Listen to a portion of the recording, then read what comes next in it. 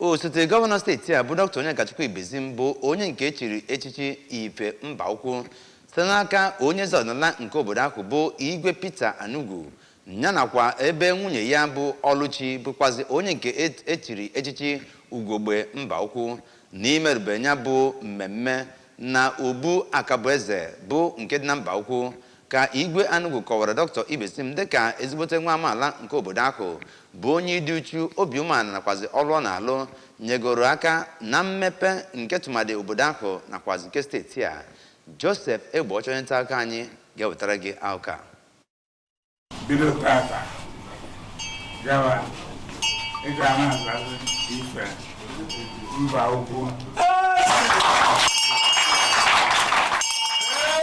Ka ọ na-ekwu okwu dịka ọ natatara ya bụ echichi, Dọkịta Ibezim kenere Igwe Anugu maka ịbụ nna nyere mmadụ niile n'obodo ahụ wee kwuo na echichi ọbụla echiri ya bụkwa echichi nke wetara gọọmenti steeti Anambra bụ nke Ọkammụta Chukwuma Soludo nọ n'isi ya, kwezie nkwa ka ọ na-emepụta ihe niile ahụ ejichi ya bụ echichi.